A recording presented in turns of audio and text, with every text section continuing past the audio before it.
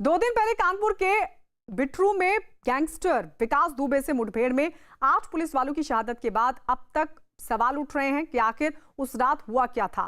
3 तारीख की आधी रात के बाद बिखरू गांव में क्या हुआ, उसकी पूरी कहानी बताई एनकाउंटर के समय मौके पर मौजूद बिठूर थाने के एसओ कौशलेंद्र प्रताप सिंह ने। सुनिए।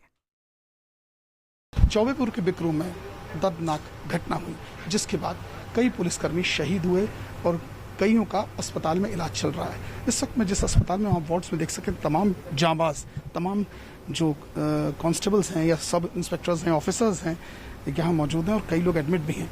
इसके जो न्यूज़ 18 की टीम पहले ऐसे जांबाज के पास आके खड़ी है, जिनसे जानना चाहिए वास्तविक सर उस रात वास्तविकता हुआ क्या सर? वास्तविकता ये हुई कि हम लोगों को जो है बुलाया गया था, फ़ोन करके बुलाया गया था कि ऐसा है, एक दबिश है तो वहाँ चलना है। चूँकि पड़ोसी थाना होने के नाते अक्सर हम लोग एक दूसरे की मदद भी करते रहते हैं, तो उसी के तहत जो है हम लोग जो है यहाँ से अपने यहाँ से करीबन 12:30 बजे जो है वो निकल लिए थे जहाँ पे दबिश देनी थी।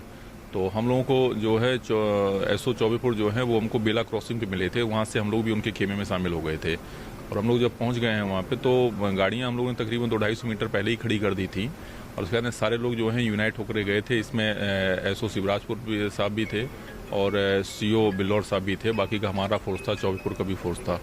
हम लोग जो ही गए हैं तो जाने के बाद में पैदल जा रहे तो रास्ते में हम लोगों ने एक जो है जेसीबी खड़ी हुई दिखी थी और जेसीबी को कुछ इस तरीके से खड़ा किया था उन लोगों ने कि वहाँ से पैदल कोई ना, मतलब गाड़ियों से ना निकल पाए, बल्कि एक एक करके निकल पाए। और जो ही हम जेसीबी को क्रॉस किए हैं उसी समय क्या है ना, अचानक हम लोगों के ऊपर बिना 1 मिनट हमारे ऊपर कम से कम 20 फायर जो है वो अचानक आ गए। और उसी पहले ही राउंड में हम 3 लोगों को जो है हम गोली लग चुकी थी।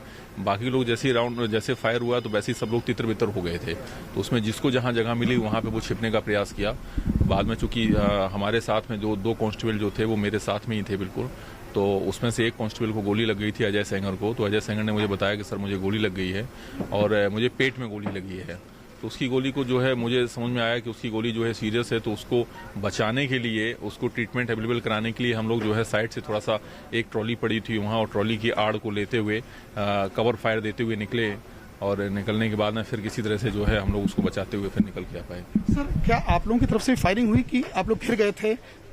हमारी तरफ से मेरे द्वारा तो फायर किया गया, मैंने अपनी पिस्टल से जो है 4-5 राउंड फायर किया था वहाँ से निकलने के लिए, लेकिन और नहीं बता सकता हूँ कि और फायर हुआ था कि नहीं हुआ था, क्योंकि आवाज़ एक एकाएक जो है आवाज़ कई सारे फायरों की थी, तो उसमें डिफ्रेंशिएट करना बड़ा मुश्किल था कि किसका फायर हुआ है, किसका फायर नहीं हुआ है। सर आपको किसकी गोली लगी और सीओ साहब कैसे एक्सपायर किए? ये तो मैं नहीं बता सकता कि मुझे किसकी गोली लगी है, क्योंकि गोलियां अंधाधुंध गोलियां चल रही थी, तो ये नहीं पता किसकी गोली लगी है। और हमारे 3 जगह पे, एक यहाँ पे, एक यहाँ पे, एक यहाँ पे, 3 जगह पे जो है हमें गोली लगी थी। तो सीओ साहब कैसे? सीओ साहब का जो है, चूंकि सीओ साहब सब लोग छितर बितर हो गए थे उस समय, ये नहीं देख पाए कि कौन कहाँ पे छिपा हुआ है या कौन कहाँ पे आड़ लिए है। तो बाद में संभवतः है, चूंकि जहाँ पे वो जेसीबी खड़ी हुई थी, क्योंकि मैंने सोशल मीडिया में जो वीडियो वगैरह वायरल हुए हैं उसमें देखा है, तो जहाँ पे वो छिपे हुए थे वो उस घर के जस्ट ऊपर से भी फायरिंग हो रही थी। सर चारों तरफ से फायरिंग हो रही थी कि सिर्फ एक घर से? विकास दुबे घर से? मैं 3 डायरेक्शन तो मुझे खुद ही पता है, 3 डायरेक्शन से फायरिंग श्योर हो रहा था, एक डायरेक्शन का नहीं पता, लेकिन 3 डायरेक्शन से फायरिंग हो रही थी।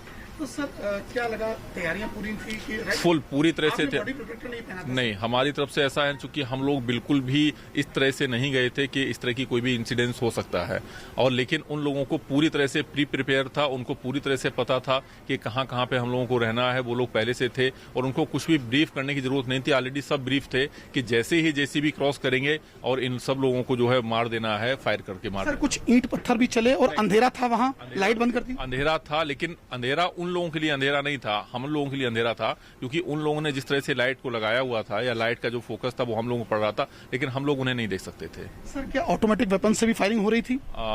ऑटोमेटिक कुछ सेमी ऑटोमेटिक वेपन्स भी लग रहे थे, क्योंकि जिस तरह से अचानक फायर मतलब हो रहा था, अगर वैसे कोई होता सिंगल शॉट वाला होता तो उसमें जो है उसमें ये दिखाई देता कि थोड़ा टाइम लगता गैपिंग, लेकिन जिस तरह से एकाएक फायरिंग हुई तो उससे लग रहा था कि उनके पास कुछ सेमी ऑटोमेटिक भी वेपन्स हो सकते हैं। सर एक आखिरी चीज, निश्चित तौर पर आपने फेस तमाम चीजें की, आप उसके प्रत्यक्षदर्शी भी हो, क्या बहुत लोग थे छतों पर कि अंदाज लगा सकते कितने लोगों ने? तकरीबन जो है कम से कम 15 से 20 लोग तो रहे होंगे, जो कि तीन जगह से तो डायरेक्शन जो फायरिंग का था, तो कम से कम 4-4, 5-5 लोग भी रहे होंगे, तब भी 15-20 लोग तो हो ही जा रहे हैं। SO चौबेपुर बताया पीछे रह गए, उन्होंने कहीं आगे नहीं, ऐसा नहीं है, ये कहना गलत है। SO चौबेपुर पीछे नहीं रहे, लेकिन चूंकि जब हम लोग JCB को क्रॉस कर रहे थे तो वहां पे इतना ज्यादा स्पेस नहीं था कि सब लोग एक साथ क्रॉस कर सकें।